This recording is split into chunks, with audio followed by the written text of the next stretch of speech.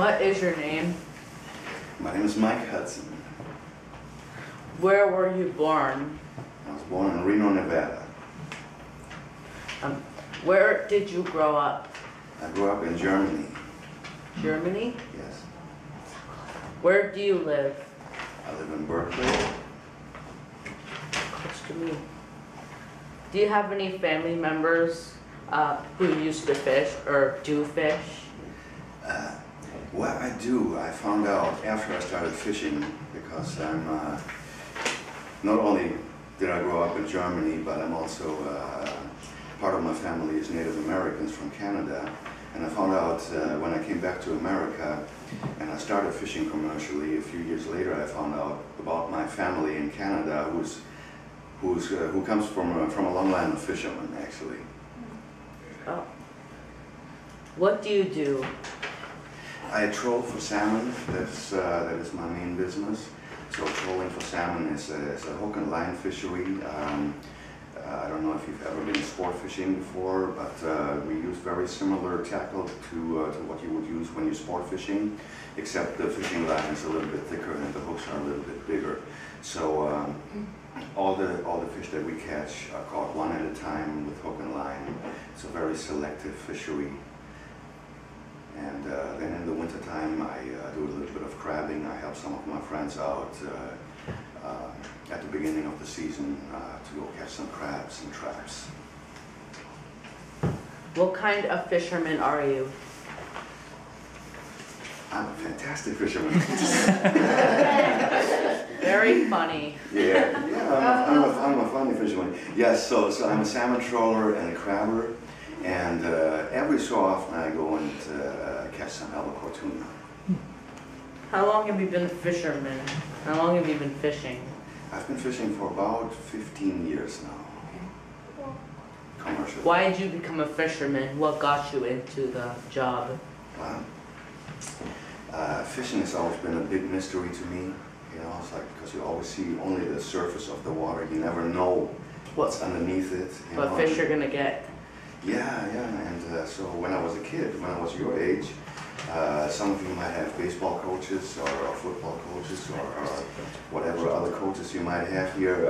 I was in a fishing club at that age, and I had a fishing coach, and I became a junior state champion sport fisherman, and then I've always had a love for fishing. I never thought I'd actually make a living one day, but then I came over here and got myself a little sport boat and got married, and my wife and I were fishing all the time. And one day we looked at how much it cost us, you know, new outboard motor for the boat, fishing poles, rods, reels, and all of that. And it was a very expensive hobby. And we decided we're gonna get ourselves a little commercial boat instead. And you know, at least we can deduct it from the taxes and so forth. And we really didn't plan on going full-time into the fishing business, but then we bought our boats and we started working on it in Half Moon Bay at the harbor, and we met all these fishermen, and we just totally got sucked into it and gave up our other jobs and started fishing. And you know, it was a very good decision, even though it's not the most lucrative business, and you're poor a lot of the time, but there's no job like it. I love doing what I do. How many hours a week do you work? Well, the days are very long. The fishing season for salmon goes from 1st of March till October 15th, so that's about 5.5 months. And the day starts at about 3 o'clock in the morning, and it ends about at 10 or 11 o'clock at night. So the average work day is about 18 hours. Well, do you work 18 hours? Well, yes and no. I mean, it's not all hard physical labor during these hours, right? So you get up in the morning, you check your oil on the engine, make yourself a cup of coffee, warm up the engine, you pull up your anchor, and then you run out to the fishing ground, and it might take you 3 hours to get there, and you're on autopilot. But it's not like you can, you know, sit there with your feet up on the couch or anything, because you have to watch where you're going. You have to make sure everything is working, operating just the way it's supposed to. So it is work.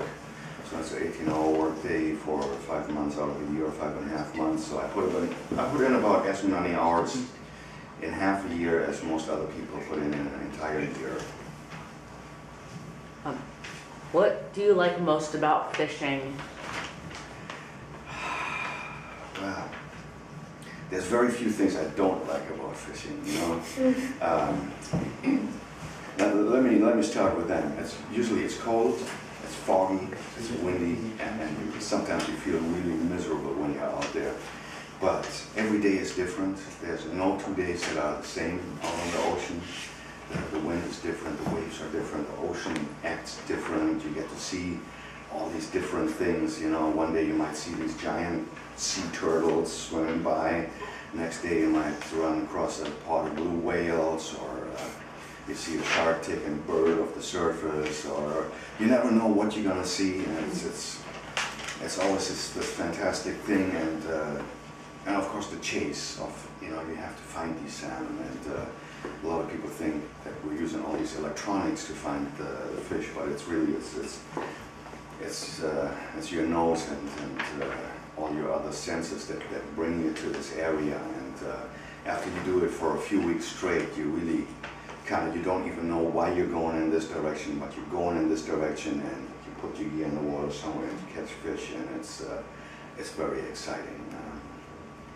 And it's a beautiful product that we produce, and my wife takes all the fish that I catch and she sells them at the farmer's market, and I get to go to the farmer's markets every so often and you know, witness what's happening to this product that's been in my control from the moment it came out of the water, right? And I pulled it out of the water, I cleaned the fish, I took really good care of it, so there's a lot of pride in that. And then she has a lot of pride in the filleting and presentation of it, and then we see all these happy faces of the people that come and buy a nice piece of salmon, and that in itself is a good reward.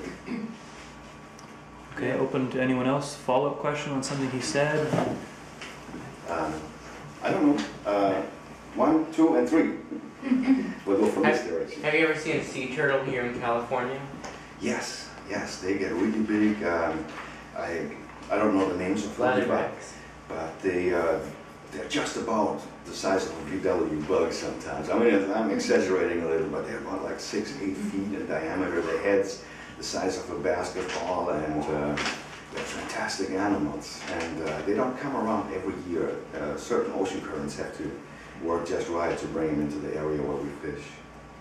And your question? Well, I have 2. Okay. Okay, so how do you like your fish cooked? How do I like it cooked? You know. It's got to be done kind of like medium rare, right? Okay.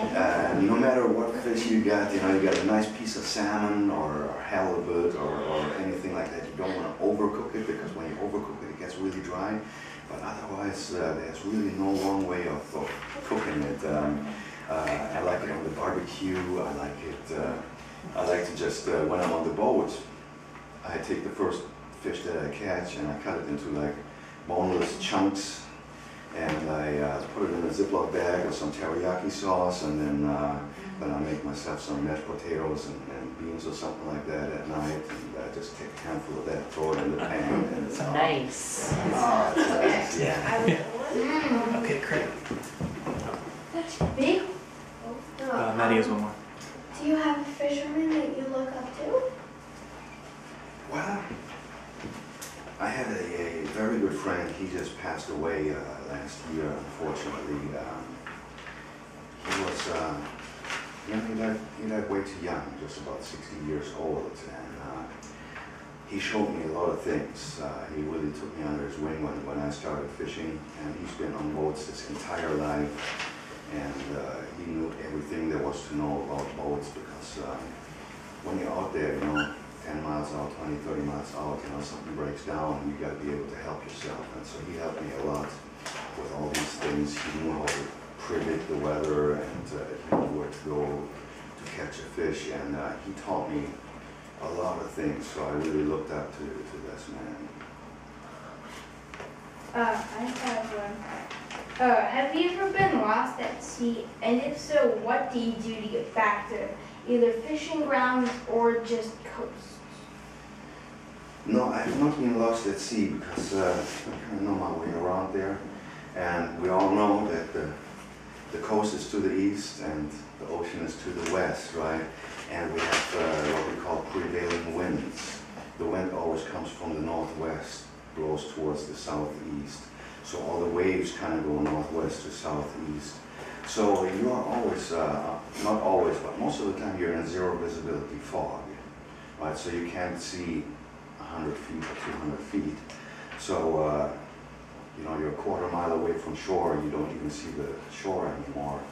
But yes, we have GPS, and you probably know GPS from, you might have it in your phones, you have it in your parents' cars and so forth. I have a radar, and so it's really hard to get lost. If everything breaks down and your boat still runs, all you need to do is kind of follow the wind and the waves and go a little bit east from there, and you make it back to the shore. If the boat completely breaks down, you have no way of fixing it. Do you just use sails to get back and use the wind? No, unfortunately we don't have sails on our boats. It's a thing that we should look into as fishermen, because it's kind of the way of the past. You know, 100 years ago, every fisherman had sails on their boats, nobody had a diesel engine. And now with the price of diesel going up so high, and when I started fishing, diesel was about $1 a gallon, and now it's about $5 a gallon. And it costs a lot of money to run this engine 18 hours every day. So we should really look into putting the sail back onto our boats and to conserve that energy. But all the sail rigging, it really gets into the way of our fishing rigging. You know, we have a lot of outrigger poles and all these lines that go here and there and everywhere, and if you have a sail that has another 15, 20 lines on it, it gets very complicated. Where do you fish often? I follow the salmon around up and down the coast. So traditionally, in the month of May, you'll find me in Monterey Bay. You'll find me fishing out of Santa Cruz or Moss Landing. And then by June, I'll work my way back up towards Año Nuevo and Half Moon Bay. And then from there, we go north up towards Bodega or the Farallon Islands. And by August or so, you might find me in Fort Bragg. And maybe even a little bit further north towards the Northern California border. And then these fish usually make a turn and they come back down. And by the end of the season in October, you'll see me fishing right out the, I don't even know which direction we're facing here, but right outside the Golden Gate over along the Marin coast towards Bolinas, between Bolinas and Point Reyes. That's when the big fish come back in. You know, all the fish are 20, 30, 50 pounds or so. Yes? Have you seen any surf scooters before? Anyone? Surf scooters. Surf scooters? Yeah. I don't even know what that is. Do you want to enlighten him, Ben? It's a duck that lives in the ocean. It's a what? It's a duck that lives in the ocean. Oh, a duck? Yeah. Is it kind of like a black Yes. colored duck? Yeah, they're all over the place. I don't even know what to call all these birds. I mean, it's like I'm not allowed to catch them or anything like that, so I'm not really worried too much about the birds' names. But yes, there's a bird that looks like a black duck. There's some birds that look like geese. We got the puffins. We got cormorants and seagulls and pelicans and yeah, they're all out there. You mentioned that your fish gets sold in the farmer's market by your wife. What farmer markets? The farmers markets in the East Bay and Berkeley, El Cerrito and Kensington. And if you're interested, you can go to our website, hudsonfish.com. You want me to write that down for you? Sure. Okay.